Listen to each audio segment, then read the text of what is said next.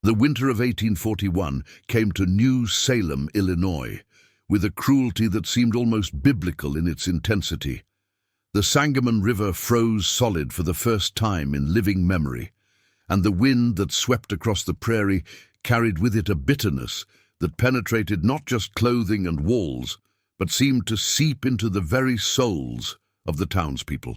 It was in this season of ice and darkness that the truth about Constance Blackwood would finally emerge from the shadows where it had festered for 3 long years.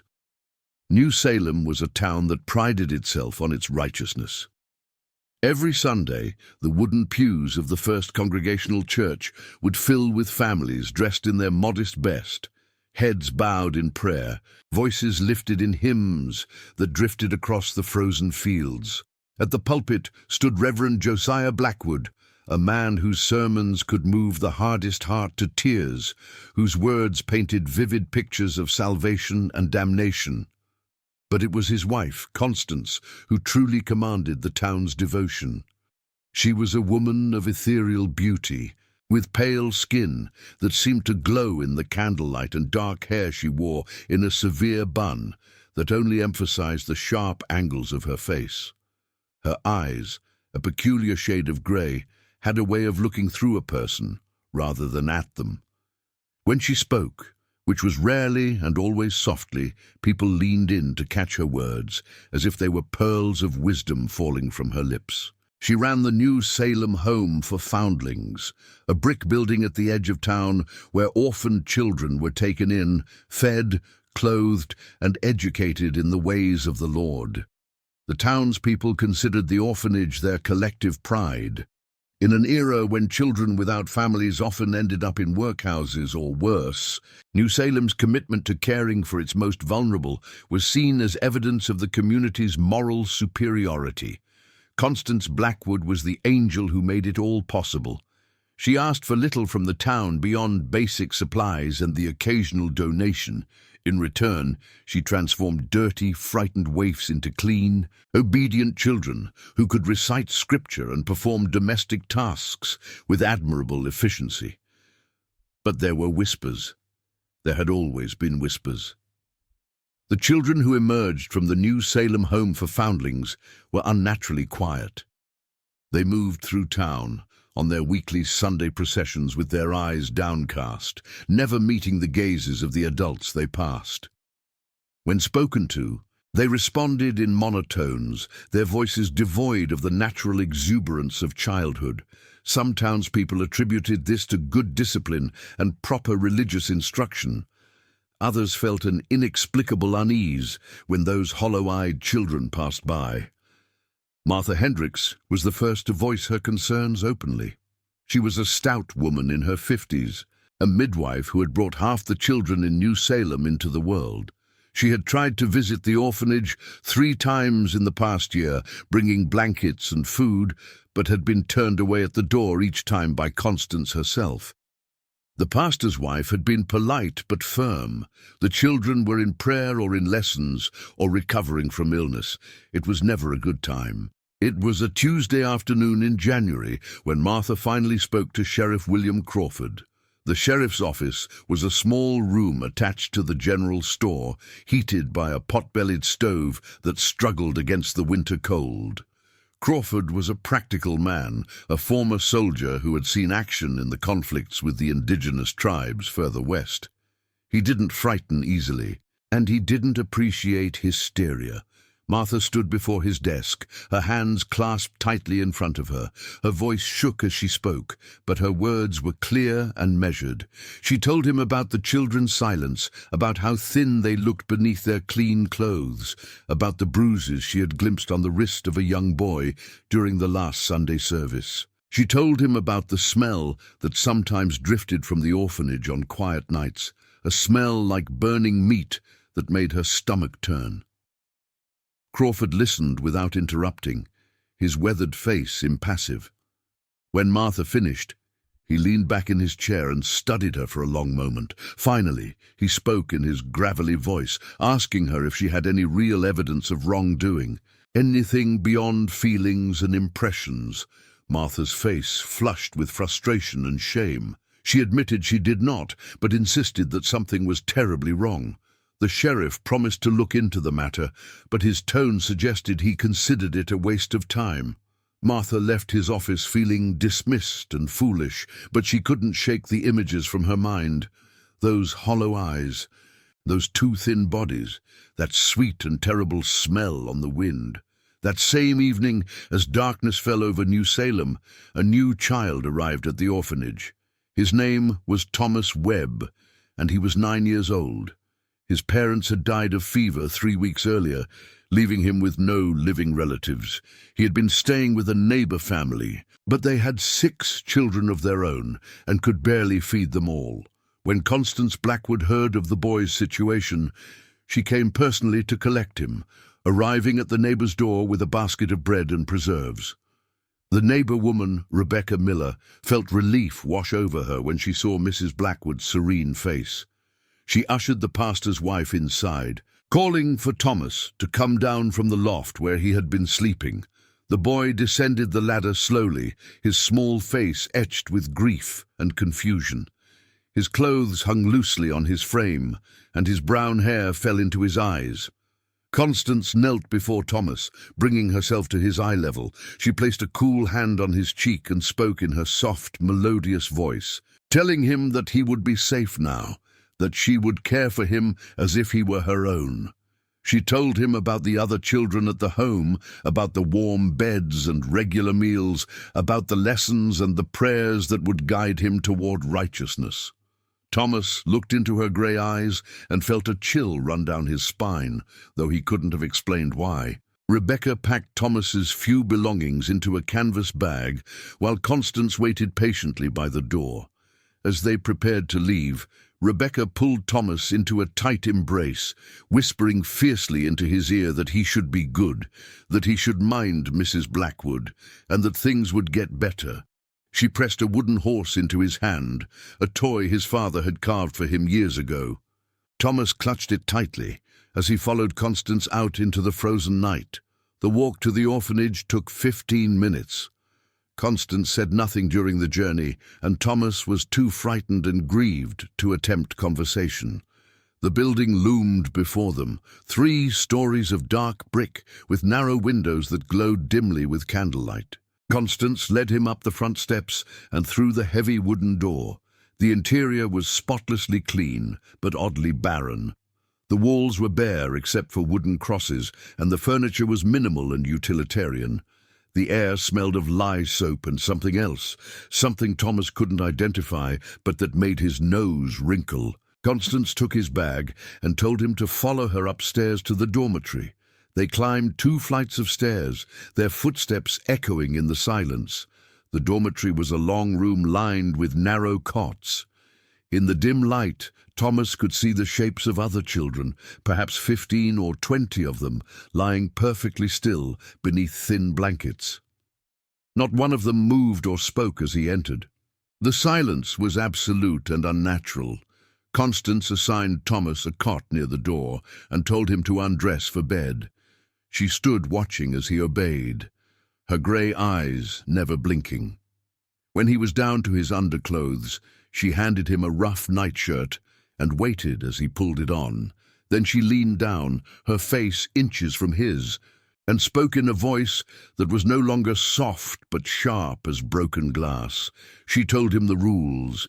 There would be no speaking after lights out. There would be no complaining about the food or the cold or the work. There would be no crying, no questions, no defiance of any kind. He would wake at dawn, pray for 2 hours, eat his breakfast, attend lessons, perform his chores, pray again, eat his supper and sleep. Any deviation from this routine would result in correction. She said the word correction with particular emphasis, her thin lips curving into something that might have been a smile, but contained no warmth. Thomas nodded mutely, his throat too tight with fear to form words. Constance straightened, told him that morning prayers began at 5 o'clock sharp, and left the room. The door closed behind her with a soft click, but Thomas heard the distinct sound of a lock turning. He stood beside his cot for a moment, waiting for one of the other children to speak or move. When none did, he whispered a tentative hello into the darkness. There was no response, only that terrible, suffocating silence. Finally, he climbed into bed, clutching his wooden horse beneath the thin blanket. The cot was hard, the room was cold, and Thomas lay awake for hours, shivering and listening to the sound of his own heartbeat. Somewhere in the building below, he heard footsteps and the murmur of adult voices. He heard what might have been the scrape of something heavy being dragged across a floor. And once, just once, he thought he heard a sound that might have been a child's scream, cut off abruptly. But the sound was so brief and so muffled that he couldn't be sure he hadn't imagined it. Thomas squeezed his eyes shut and tried to remember his mother's face, his father's laugh, the warmth of their small cabin before the fever came. He tried to tell himself that Mrs. Blackwood was right, that things would get better, that this was simply how orphanages were run. But deep in his chest, in a place beyond words or reason, he felt the cold certainty that he had entered a house of horrors. In the morning, Thomas was awakened by the sound of a bell ringing somewhere below. Around him, the other children rose from their cots in perfect unison, moving like automatons in the pre-dawn darkness. Not one of them spoke, not one of them looked at him. They dressed in identical grey tunics and lined up at the door, their faces blank as stone. Thomas scrambled to follow their example, fumbling with his unfamiliar clothes. A girl who looked to be about 12 years old, with stringy blonde hair and bruises on her arms, helped him silently with his buttons. Her touch was gentle, but when Thomas tried to whisper his thanks, she placed a finger to her lips and shook her head urgently, her eyes wide with fear. The door unlocked, and Constance appeared. She counted the children with her grey eyes, her lips moving soundlessly. When she reached Thomas, she paused, studying him with an intensity that made him want to shrink into himself. Then she nodded and beckoned for them to follow. They descended to the first floor and filed into a chapel that occupied most of the building's ground level. The room was dominated by a large wooden cross on the far wall and rows of hard wooden benches. The children took their places without instruction, and Thomas hurried to find an empty spot. Constance stood before them, her hands folded at her waist, and began to speak. Her morning sermon was about sacrifice. She spoke of Abraham and Isaac, of how the Lord had demanded the one thing Abraham loved most in the world as proof of his devotion. She spoke of how true faith required the surrender of self, the mortification of flesh, the absolute submission of will. Her voice rose and fell with practiced rhythm, her words painting pictures of suffering and redemption that made Thomas's stomach clench with unease. After the sermon came 2 hours of prayer. The children knelt on the hard floor, their hands clasped before them, reciting psalms and verses that Thomas didn't know. He tried to follow along, moving his lips silently, but his knees began to ache after the first 30 minutes. By the time Constance finally dismissed them to breakfast, he was nearly crying from the pain. Breakfast was served in a small dining hall adjacent to the chapel. Each child received a bowl of thin gruel and a piece of stale bread. Thomas was hungry enough that the meager meal should have tasted good, that she couldn't process it. Reverend Blackwood was found in his study, sitting at his desk with his head in his hands. When confronted with the evidence of his wife's crimes and his own complicity through silence, he didn't deny anything. He told them that it had started small, just strict discipline and harsh punishment. He had thought he could control it, could guide Constance back toward proper Christian behavior, but she had grown more extreme over time, and he had been too weak to stop her, too afraid of scandal, too invested in the life they had built in New Salem. He told them about the first child who had died, a sickly boy who had succumbed to fever and malnutrition. Instead of giving him a proper burial, Constance had insisted on cremating his body in the basement furnace, claiming it was more hygienic That was when she had begun her demented theology about communion and sacrifice, about using the ashes to bind the surviving children to her will. When the boy's absence was noticed, Constance had simply said he'd been adopted by a family in a neighboring town. After that, it had been easier. The townspeople believed what they wanted to believe, and Constance had grown bolder, selecting children who wouldn't be missed, who had no one to advocate for them. She would starve them or beat them until they died, then burn their bodies and mix their ashes into the breakfast gruel. On Wednesdays, she would serve the ashes in larger pieces during communion, turning the sacred Christian ritual into something monstrous. Reverend Blackwood wept as he confessed, but his tears earned him no sympathy from the gathered townspeople.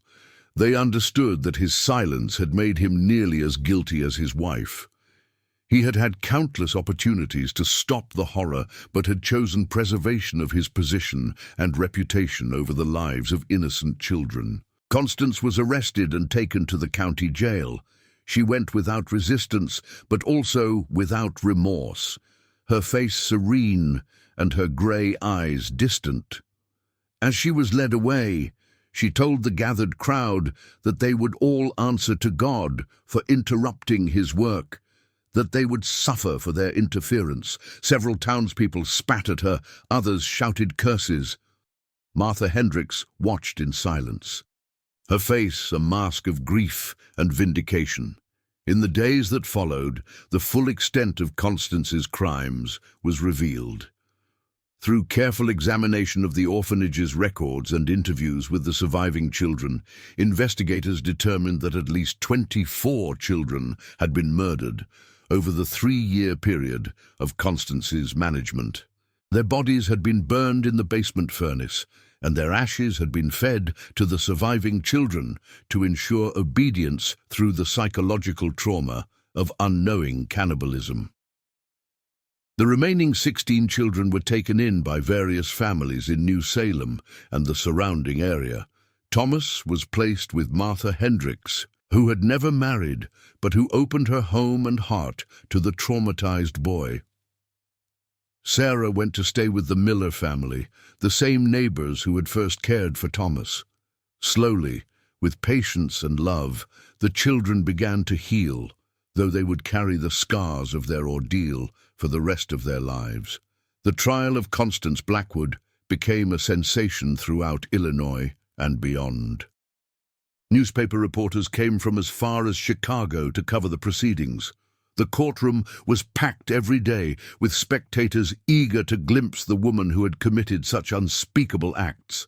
Constance sat through her trial with the same serene expression she had always worn, showing no emotion as witness after witness testified to the horrors of the New Salem home for foundlings. The prosecutors presented overwhelming evidence: the physical remains found in the basement, the testimony of the surviving children, the admission of Reverend Blackwood, the analysis of the breakfast gruel.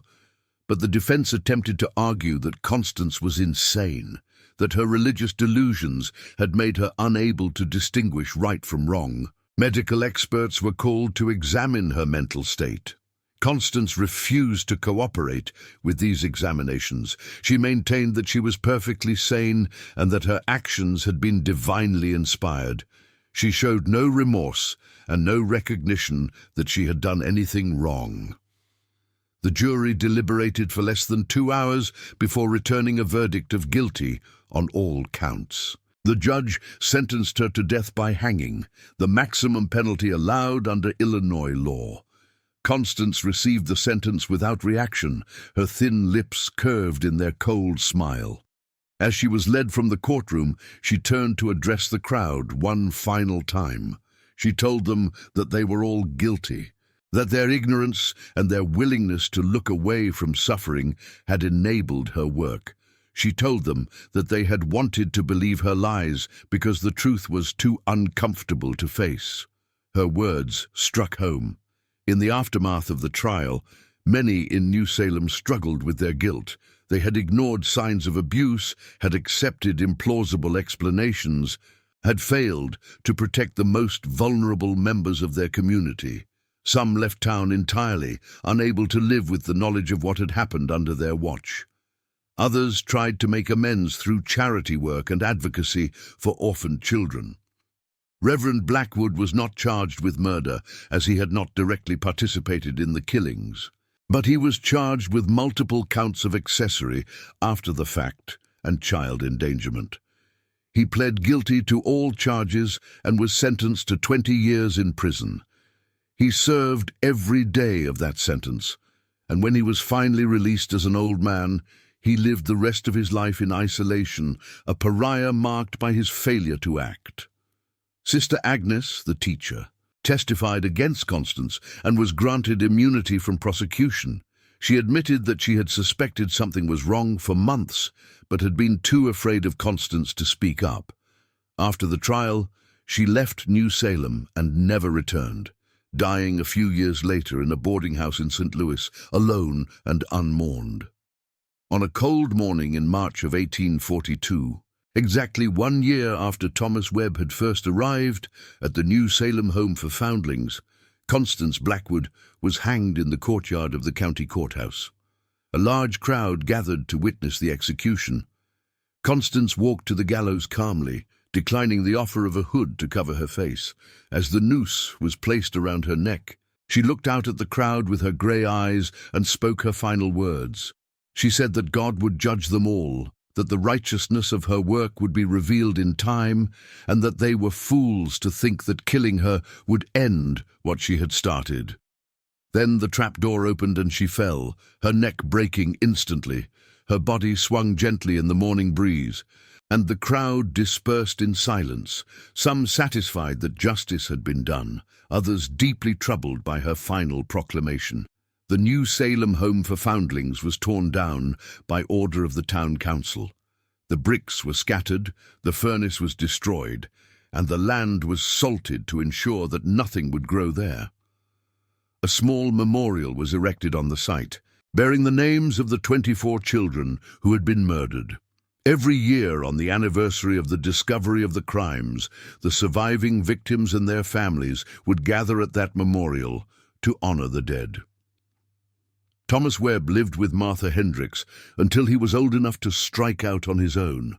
He became a writer, penning first-hand accounts of his time in the orphanage that shocked readers throughout the country. His books were instrumental in bringing about reforms in the treatment of orphaned children and in establishing oversight procedures for charitable institutions. He never fully escaped the trauma of those weeks under Constance's control, but he channeled his pain into advocacy that saved countless other children from similar fates. The story of Constance Blackwood and the New Salem orphanage became a cautionary tale told in newspapers and penny dreadfuls throughout the United States. Some details were exaggerated in the retelling, others were softened or omitted entirely. But the core truth remained, that religious fervor without compassion, authority without accountability, and community complacency had combined to create an environment where unspeakable evil could flourish unchecked. Years later, when historians and psychologists studied the case, they identified several factors that had enabled Constance's crimes. The isolation of the orphanage had made it easy to hide abuses. The reverence with which the community regarded religious figures had made people reluctant to question authority.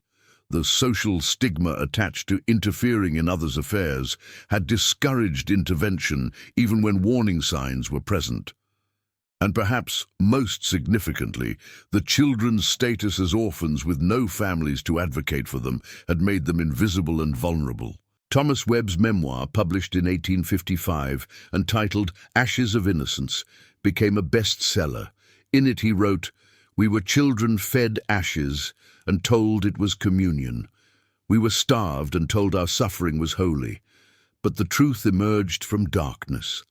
The silence that protected evil was shattered by one child who refused to be silent. Freedom is not just the absence of chains. It is the presence of voices raised in truth, even when those voices belong to the smallest among us."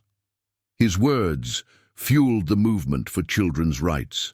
Laws were passed requiring regular orphanage inspections and whistleblower protections. Sarah, the blonde girl who befriended Thomas, lived to adulthood, married, and raised 3 children with the love she'd been denied. Of 16 survivors, 12 lived to adulthood, building meaningful lives as farmers, shopkeepers, and teachers. Proof that trauma need not be a permanent prison. The town of New Salem declined after the scandal, eventually absorbed into a neighboring community. Today, only a historical marker indicates where it stood, making no mention of the horrors that occurred there. But in state archives and courthouse records, the story is preserved, a reminder of religious extremism's dangers and institutional oversight's importance. Thomas Webb lived to 82, dying peacefully in 1914. His final words, "Tell the children to speak, always tell them to speak. Silence protects the wicked and kills the innocent." His daughter, became a teacher and advocate, continuing his work.